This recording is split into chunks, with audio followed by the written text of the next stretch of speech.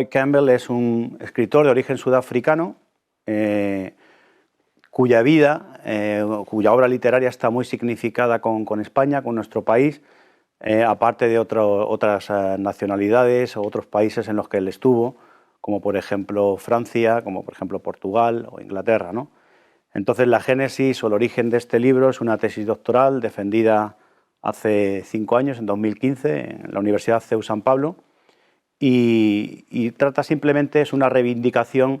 sobre lo que es el poeta, el escritor Roy Campbell, de origen sudafricano, como dije antes, que tiene una vida en España que realmente le va a marcar en el desarrollo futuro, debido a uno de los puntos que se mencionan en el título de la misma, ¿no?, de esta obra, marginación, exilio y conversión.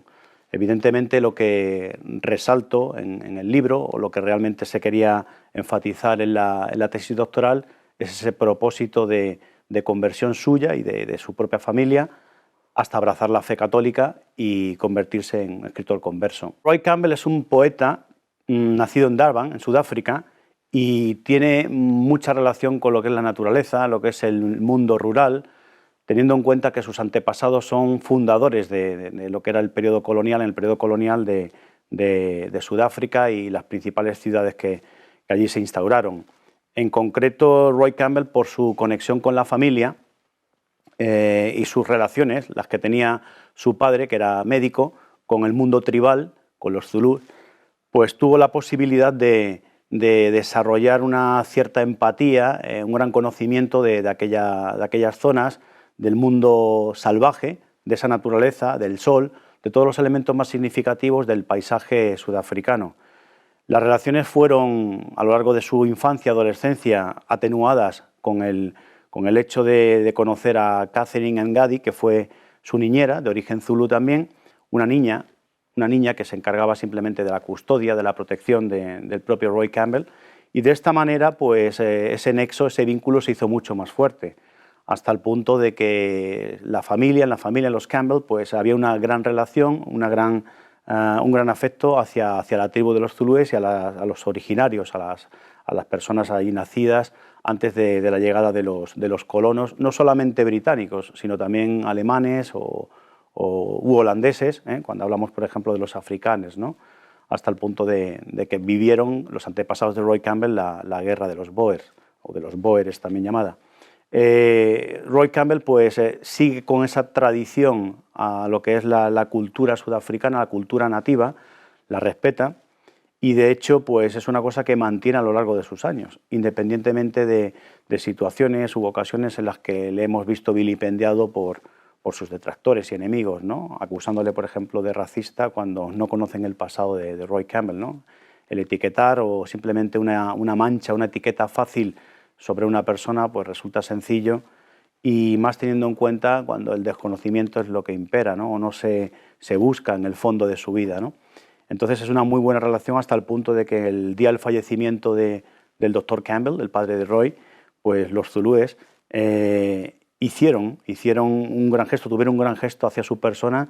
y acudieron en masa, cientos, casi miles, bueno, sí, aproximadamente unos 1.500 acudieron en masa al entierro, al funeral de su doctor, porque es una persona que les había tratado con mucho respeto, sin pedirles, digamos, dinero a cambio, y simplemente por protegerles, ¿no? Entonces esa vinculación la lleva hasta el punto de que intenta defender su patria una vez que consigue o tiene un cierto nombre en Gran Bretaña, cuando publica Flaming Terrapin, su primer poemario, y decide regresar y presentarlo, vivir en la colonia, volver de nuevo a Sudáfrica a mediados de la década de los 20, hasta el punto de que iba a encontrar muchas dificultades allí a través de una publicación que lanza, que es Bushlag, con escritores autóctonos como William Plomer o Lauren van der Post, y se encuentra pues con una serie de problemas sobrevenidos debido a la presión política del establishment, una persona que además fue contracorriente, luchó contra todo tipo de restricción, limitación o imposición a lo largo de su vida, igual que esta que he comentado anteriormente del racismo, pues la podemos encontrar en el caso del tema o lo que era la cuestión social, ¿no?, ese apartheid por el cual se diferenció, y de hecho pues le supuso abandonar la publicación en la que se había volcado inicialmente con los dos escritores de allí. Esas son las conexiones que tiene con su país, con Sudáfrica.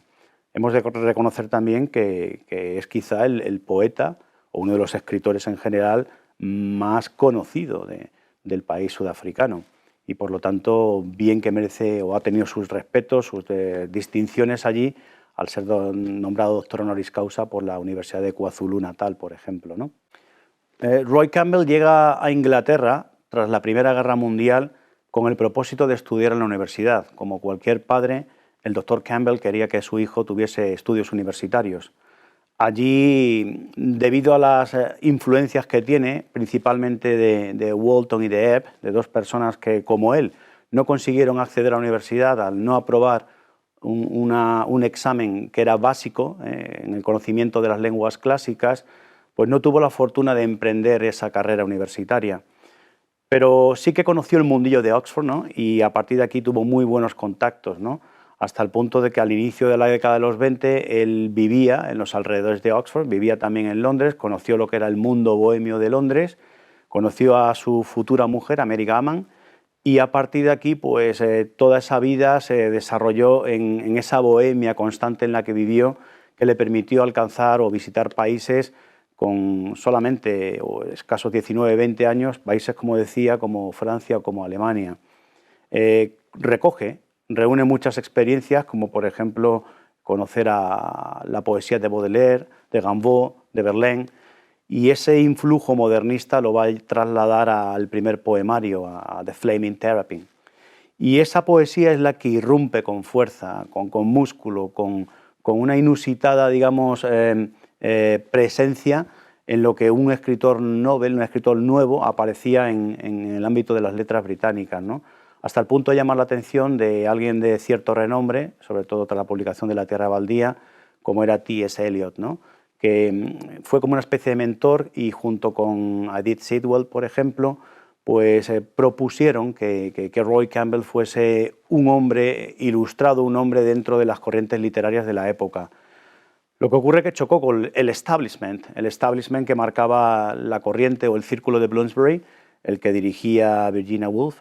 y en este sentido, pues Roy Campbell tuvo sus dimes y diretes, sus idas y venidas, con todo el grupito, no solamente de literatos, sino también de gente del mundo de la cultura, del arte, humanistas, artistas, pintores, escultores, y a partir de aquí, pues esa relación de amor y odio, amor en un principio y que se va tornando en odio, pues se acrecienta. El conocimiento con el círculo de los Inklings, con C.S. Lewis o con el propio Tolkien, es posterior. Evidentemente hay referencias, igual que con diversos autores o escritores conversos, como el caso de Evelyn Waugh o Hilaire Belloc. Y esta tradición, tras la conversión a finales de siglo del cardenal Newman, que se había producido, este choque violento, ese tsunami de conversiones que se producían en referentes, en figuras literarias del momento, pues posibilitan que el nombre de Roy Campbell circule también dentro de los ámbitos literarios de la época, no solamente en la capital, en Londres, sino en todo el país, ¿no? Su poemario tiene éxito y algunas publicaciones que hace. Lo que ocurre es que la llegada de un poeta, denominado por gente del entorno poeta zulú, por su origen, pues existe una cierta, digamos, una cierta discrepancia con lo que era el tono general del poeta recién llegado, ¿no? No solamente por el tema del habla, el acento, la entonación, sino también porque venía de la colonia, había llegado a la metrópoli. Entonces Roy Campbell pues empieza también a generar, por su carácter, es una persona difícil, una persona de trato complicado, empieza a generar pues una serie de distinciones, de problemas con gente que no le cae bien. Y a partir de aquí, pues la aventura sudafricana retoma de nuevo lo que comentábamos con antelación respecto a la publicación de Boozlak como sátira de lo que era el reflejo de la sociedad sudafricana del momento. Estamos hablando del año 1928 aproximadamente, pero luego se vuelca en otro tipo de pasiones, en sus viajes, una problemática familiar añadida que le van a hacer viajar hasta diversos países de Europa, ¿no? El encuentro con Tolkien, a propósito de de los Inklings, recientemente citados, deriva de un encuentro en un pub, en el Eagle and Child, y en este pub la figura de un Roy Campbell prácticamente derrotado, licenciado de la Segunda Guerra Mundial del ejército británico por problemas médicos, regresa a Inglaterra y en octubre de 1944, en las inmediaciones de Oxford y también por un problema familiar con su hija que estaba hospitalizada, pues coincide en este ámbito con el círculo, con el grupito de autores entre los que estaban los archiconocidos C.S. Lewis y Tolkien. Y esa imagen, con ese capote bélico, de la uniformidad militar, la entrada con el sombrero dentro de la posada, digamos, del pub, pues hace que la imagen que estaba gestando Tolkien sobre el personaje de Aragorn, pues le sirva como referencia visual impactante, además, y a propósito de la historia que estaba generando en El Señor de los Anillos, ¿no? Por eso esa vinculación, como en sus propias cartas biográficas, lo recoge Tolkien, ¿no? Ese momento que de hecho sería repetido, porque no solamente en esa ocasión iría Roy Campbell al encuentro, sino que iría allí a degustar oporto y a degustar cerveza con el grupo de Inklings, entre los que estaba también el hermano de C.S. Lewis. La palabra exilio tiene muchas acepciones dentro de la vida de Roy Campbell. No solamente hemos de limitarnos a lo que es lo básico, el traslado, ese nomadismo literario que representa, sino también los exilios incluso de su propio trabajo, de la faena de escritor, ¿no? De la labor del poeta, ¿no? Porque muchas veces se evade y se dedica a trabajos físicos, pueden ser, por ejemplo, desde pescador hasta ganadero, pasando por rejoneador, porque realmente fue un all-rounder, un todoterreno, hizo un montón de cosas, y en esos exilios, pues evidentemente entran a formar parte diversos componentes, no solamente el tema de los detractores y enemigos que genera en Gran Bretaña, que le invitan por circunstancias varias a escapar al sur de Francia, a la zona de la Camarga, la Provenza, visita o se establecen diversas posiciones allí, ubicaciones dentro del país galo, pero además de esto, él luego regresa o intenta escapar a España. ¿Por qué? Porque es otra parte, otra acepción del tema del exilio, ¿no? Este exilio tiene que ver también con esa escapada, ese escapismo que decía Tolkien, que se produce por un tema religioso, ¿no? Es la fórmula que tiene él para evitar un problema judicial, otro exilio judicial que tiene por un enfrentamiento con un vecino en el sur de Francia y que por cuestión de azar llega a Barcelona, de Barcelona recorre diversas localidades del Mediterráneo español, Valencia por ejemplo, Alicante, hasta instalarse en Altea, donde ahí se produce ese exilio definitivo, esa liberación, esa llegada o ese conocimiento de la espiritualidad a propósito de lo que es la fe católica, ¿no? El hecho de conocer el mundo rural de Altea, simple, sencillo, sin ningún tipo de lujos, y sobre todo el encuentro con el padre Gregorio Llorca Barceló en la iglesia de San Francisco, en la parte baja de Altea, pues le posibilita una serie de conocimientos de nuestra lengua, porque simplemente tenía nociones básicas del español, las adquiridas en Barcelona en los meses previos, y le permite hablar con cierta fluidez nuestra lengua y aparte estar en contacto con las lecturas que hacía,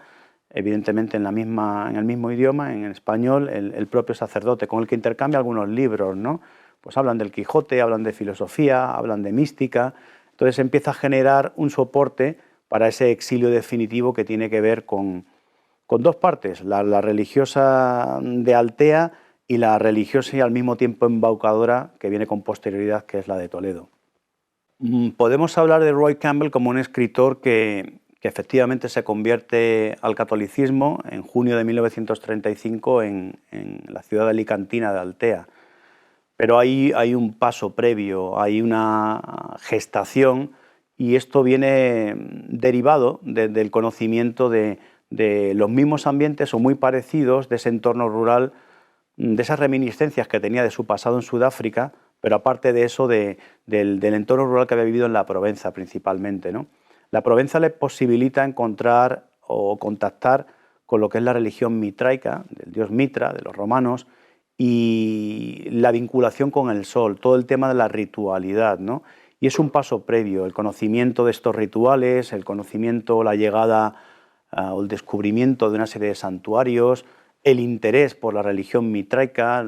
la proximidad al catolicismo, esa continuidad que daba la Iglesia católica a lo que eran todo el tema de rituales, y ese seguimiento que él hace le conduce al mismo tiempo en el ámbito, ¿no?, en lo que es el ámbito viajero por el Mediterráneo, hasta el punto eso que coincide meses después, cuando en noviembre del 33, ya abandonada Francia, decide instalarse en Barcelona por una serie de meses, hasta que finalmente en la primavera del 35 consigue lo que es el tema de la conversión, ¿no?, con el contacto con el propio padre Gregorio Llorca Barceló. Entonces la religión mitraica supone, y lo refleja en Emblemas mitraicos, que es un poemario que cuando consigue escapar de España en agosto del 36 hacia Inglaterra, su propósito es escribir sobre lo ocurrido, y de hecho hay poemas que no había tenido tiempo o no había querido reflejar con su actividad laboral en Toledo, debido a los trabajos que hacía con la venta de ganado, de asnos, de burros, de caballos,